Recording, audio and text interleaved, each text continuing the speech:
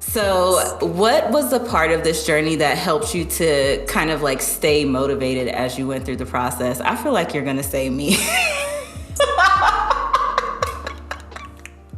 Look at me. You I'm like, and look, okay, you okay, and okay,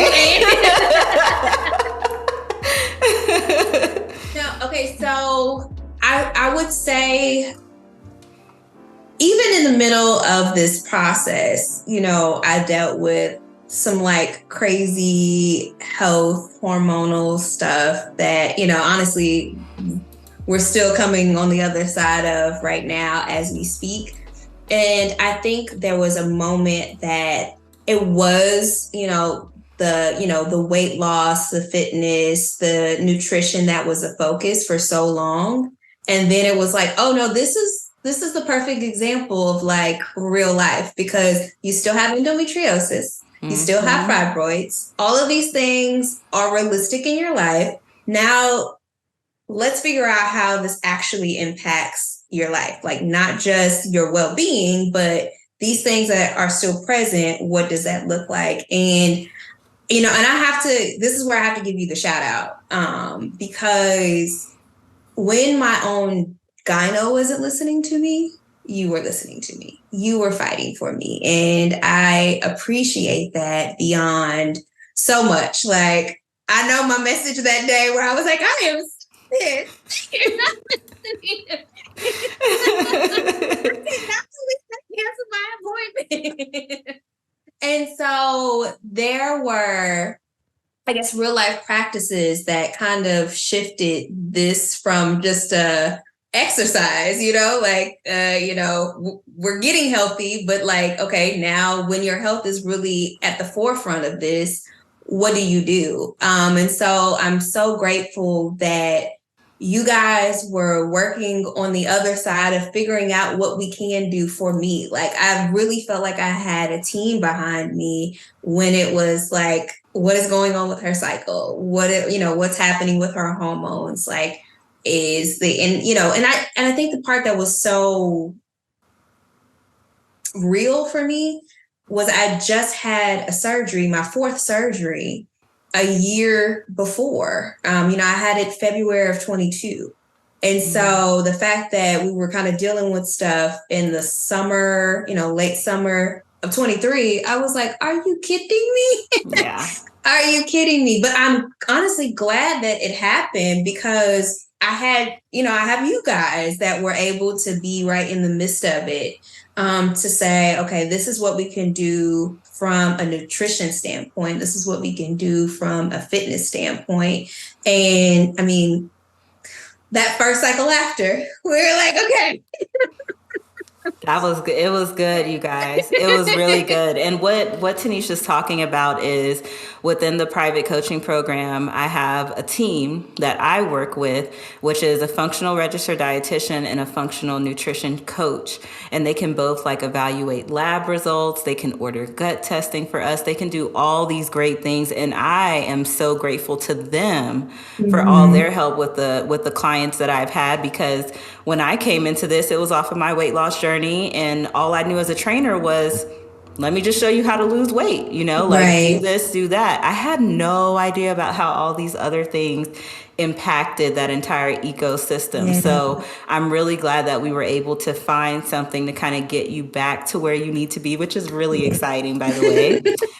So can you tell us what those differences were? Because I know obviously you still have endo, you still have fibroids, but what has the change been in your cycle and just overall dealing with that? Absolutely. So with my endo, I have stage 4 endo. I've had, like I said, 4 surgeries. My last surgery, I was actually going to an RE, a reproductive endocrinologist, and she was the one who told me, "Did you know you have fibroids?" No, I didn't. I was like, I thought I was dealing with enough with my endo. What? Oh my God.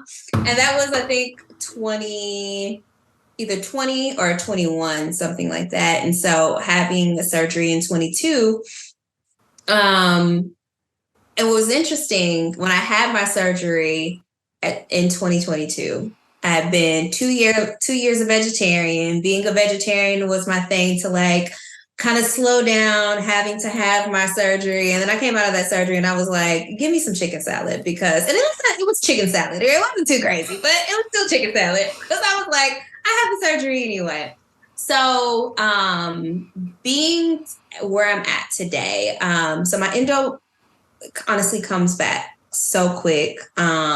And the pain is, I'm one of those people who have stage 4 and my pain is present. If anybody knows anything about endo, your stage level does not mean your pain level. You could have stage 4 and not feel a thing, or feel it, only around your period, or only around your period. But for me, my pain is prominent during my actual period. It's, present, like full on present around my ovulation. Like it's pretty much every other week there's some type of pain. And bloating was one of my biggest issues. I didn't even realize it was an issue until I started working with you. But I just thought like, okay, like I'm this is just me. Like I have a stomach now. I never realized that this was, no, you are bloating all the time. Mm-hmm. And my fibroid symptoms, couldn't even tell you because I didn't know that they were present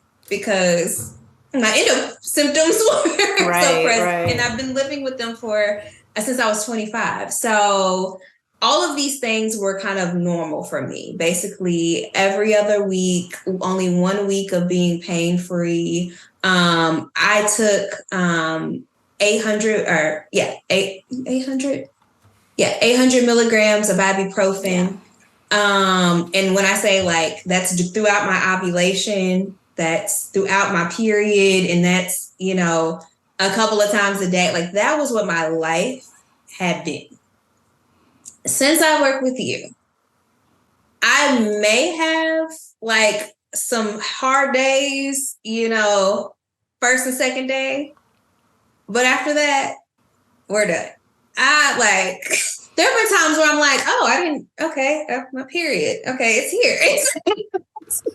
Because my pain, I would say my pain it is almost non-existent to what it has been before. Like I know now my bloating, like I haven't really even, like I may have had like 1 or 2 cups of coffee since I've had the hormonal fast. Like I am such a ginger tea, turmeric tea girl now. Welcome to the club, girl. Like I am such a tea girl. Like even when I've met friends for like coffee and stuff, I'm like, oh, just get a ginger tea. Just in case there was a little bit of bloating, a little anything that wants to pop up, let me come back. We're just gonna knock that out. We're just gonna knock that out real quick. It's just like the bloating is non-existent. I know this somewhat, this falls on the hormonal thing, but one of the things that I physically can see different. I don't have a mom pooch. I don't have children, but I call it my little fertility pooch because it's where I had to give myself all my shots for IVF, and my little fertility pooch is not down. Crazy. That has been a huge improvement. Yes. It's like, it's crazy. Like I don't recognize my body, and not just physically, like the way I actually feel in my body. My ovulation pain, like I can still tell when I'm ovulating, but the pain is not what I felt before. Like I think back even when like my first few, cycles, when, I first started, I think the very first one where I didn't feel pain, it was absolutely in my check-in. Like, no, I didn't feel a thing. Mm-hmm. Like I think there's been multiple like periods where I didn't even take any ibuprofen. Like, yeah. You said that in one of your check-ins. Yes. You were like, I didn't take anything this whole time. And I'm like, that's a big deal. And so to have that, and just to kind of go back, so I did the hormonal fast, and it's probably been 2 or so weeks now. Yeah, like 2 weeks. 2 or so weeks. And so that came about because my body just kind of went crazy and decided it didn't want to have a period for 54 days. Craziness. Yes. And because again, the body is still the body. And even when you're doing right by your body, especially when you have these, reproductive issues, there are things that are just happening. And so I'm so grateful because we were just about to redo testing and things like that. And so you guys recommended that we try the hormonal fast, and where I went from like 54 days. I think the very next one, like once I started, it started like right in the middle, and it was 27 days. And so it's been amazing to just even see what, like, when you really are working with the right people and they're giving you the things that are meant for your body, and actually taking your body into account, not just giving you some cookie cutter program process, like the things that are really made for you, what your body, like how your body actually reacts to it. So, yeah. Yeah. And I'm still going to always throw it back to you and say that it's all you, because if you hadn't been committed to this process, we just wouldn't be here.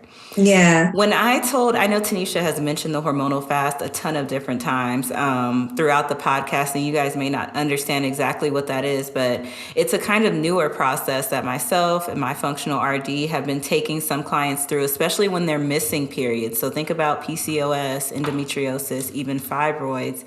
And I think I presented this idea in one of our monthly meetings. And everyone's face was just so turned up, like, ain't no way. Like, I wouldn't be doing that. You can skip me for that. Some people didn't even come to the meeting because it was about that. Tanisha was there with a notepad. Tanisha was like, so what is it? Writing down, right? And that's the mindset that you need for things like this to work, because my team and I can get together. We can have all the meetings about you, about your lab work, but if we put together the most perfect plan and you don't follow it, nothing happens. So major kudos to you, because going through a hormonal fast is not easy. Yeah, it was not. It was like it made a reset feel like a regular weekend. Right. She was like, how do I come off this fast? I was like, well, you kind of can go into a little bit of a reset. Okay.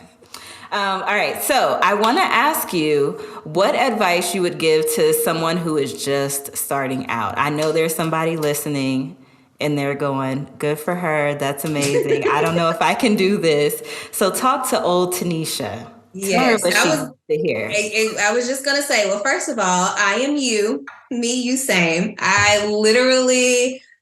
There's so many podcasts and things that I listened to before, testimonials, even when I joined with Cookie, like watching like her other, client highlights and things. And I'm like, oh, that's great. Like, I don't know that would be my story. Like, I'm good, but I don't know that would be my story. But I think kind of like what I mentioned before, you take one day at a time. Like, you ask the questions. One of the things my mom always taught me was you don't know until you ask. So ask a lot of questions. If you're joining a program like this, make sure that you're getting your money's worth. Like, are you asking questions? I think one of the things that helped me is so many times when I did other programs, I did just what the programs were, right? Like, I just participated in the program. This is something different. This is, when I say an absolute lifestyle change, it's a lifestyle change, because those first few weeks, it was all about me realizing, how are you going to make this happen with your life, with your schedule? And I think when I started to look at it from that perspective, it was, okay, this isn't cookie cutter to anybody else. What does Tanisha need to be able to function and to navigate and be successful in this process? And once I started thinking that way, it allowed me to ask better questions to you, right? It was, okay, Cookie, I have this event that's coming up. It's going to be 3.5 days. And when I say 3.5 days, I'm going to be at the building from 5:45 a.m. until 11 p.m. How in the world am I going to do all of this? And then I'm still like, okay, well, I have a half day on this day, so I can go and get a workout. And you're like, can you go to sleep? Can you get some? Right. I was hoping that you quoted me correctly. Yes. Can you sit down? Actually, can you not? And so being able to be honest with you throughout the process as well, like saying, like, Cookie, I'm tired. Like, I don't know what's going on. Like, I am just tired. So that way you can evaluate what's going on. So being honest with yourself about where you're at, and then being honest with the professional that you're working with is like, it's going to make a world of difference. But beyond that, like you tell me all the time, it's the work that I put in and I receive it. I'm receiving it. And so that means that you have to actually put the work in. Like I said, go to the gym awkward. Look lost in the grocery store because you have no idea what you're about to do. Like, you make the list and there may be things on there that you aren't used to purchasing. I mean, I think even when I got the hormonal fast, I asked you so many questions because I was like, I don't even know what this is. Cooking, like, I don't cook like this. Like, y'all, and I've never been an egg person. Y'all, I had a poached egg. I was like, there was a lot going on, guys. There was a lot happening. But like, even down to the hormonal fast, right? There are some recipes that, I mean, I have shared with my friends. I'm like, y'all have to try this. This is good. And so opening your mind to things that are honestly just different, it goes a long way. So navigating through what feels uncomfortable, getting out of your way and doing things that are just different. And then honestly, just keep pushing. There are going to be days where you are just, you're not tired. I mean, you're tired, but you're not that tired. You just get up.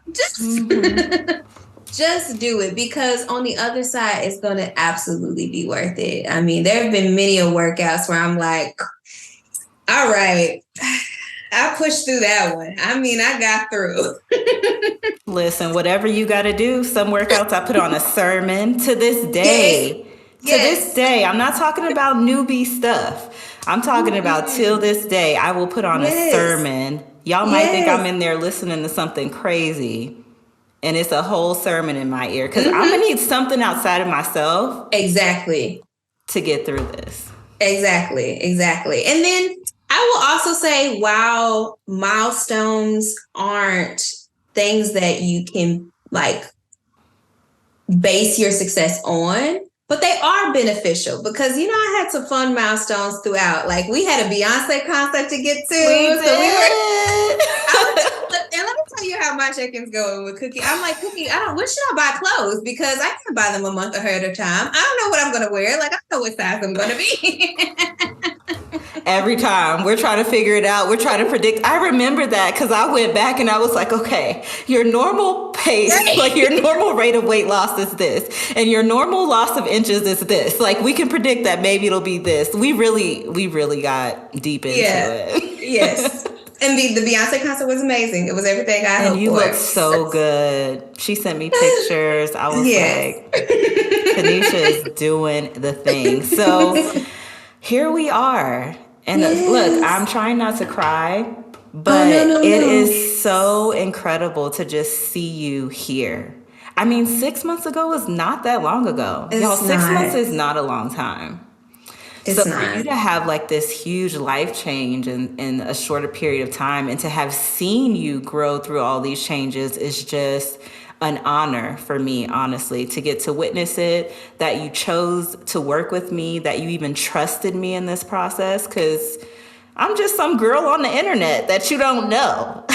You know? So for you to have I knew you were going to do right by me. I knew you were going to do right by me. Okay. But at the end of the day, right? Like the facts. I was just some girl on the internet who lost weight, you know, Yeah. and you trusted me, you trusted the process, and now you're reaping the benefits Yeah. of that. And we're going into a maintenance phase, I which is know. crazy. So I know. what is maintenance going to look like for you now that you have kind of gotten to your goal? Yeah. And then what are going to be your strategies long Yeah. term to keep the weight off?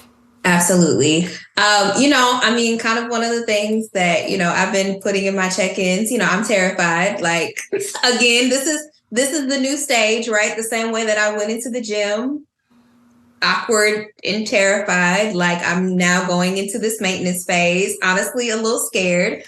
Because I don't want to again go back. But I know. So one of the messages that I just sent to Cookie, was it yesterday or the day before? I think it was yesterday. Yesterday. Yeah. I told her, so my first week off of the fast, I mean, honestly, it was like straight Bambi legs. Like, I was like, I don't know what to do out here in the real world. What am I supposed to do? And it was like, again, not that you have had all of these months of exactly what to do, but I'm terrified, right? Because half the time it's all the mind, like it's all a mindset thing, right? Mm-hmm. And so what I ended up doing, and we've talked about this before, is over the weekend, I actually had a date, and I was like, you know what? I'm gonna allow myself to just enjoy this weekend. I'm gonna enjoy the weekend, and I ate well. Like, I'm really good at portions, so that's actually been one great thing that I've learned. Like, I can actually eye food now and be like, that's a cup. I'm not eating all of that. Like, Yep. so it's made it a lot easier for me to be able to still enjoy life. So this weekend, I enjoyed life. I had a glass of wine, like I just enjoyed life. It was not, going crazy or anything like that. But I think the fact that I was still consistent, like I still did my workouts and things like that. And so, watching the scale and seeing that, I'm like, okay, you're fine, Tanisha. These are the same things, the way that you lived the last few months. You're not going to revert everything that you just did for the last 30 days in the hormonal fast. Yeah.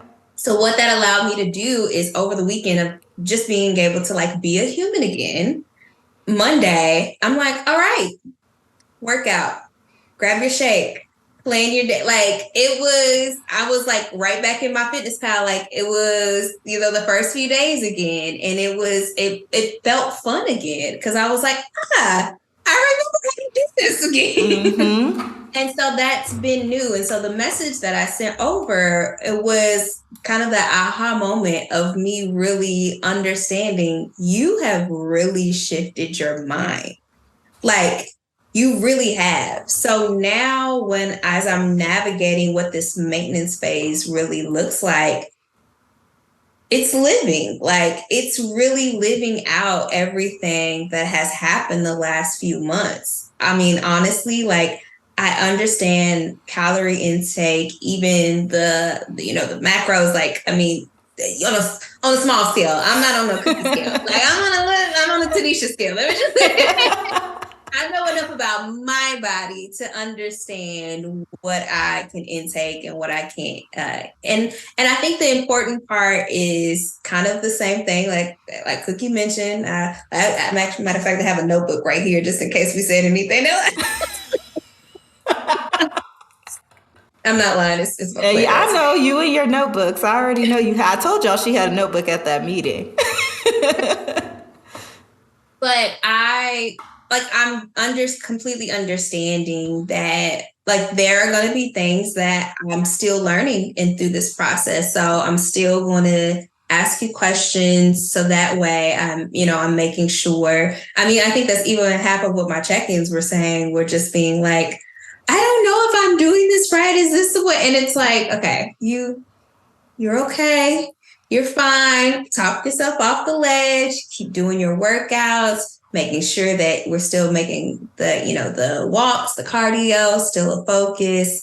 And honestly, just keep doing the things that allowed you to get here. And so, yeah. And just live, like really live life. It's okay.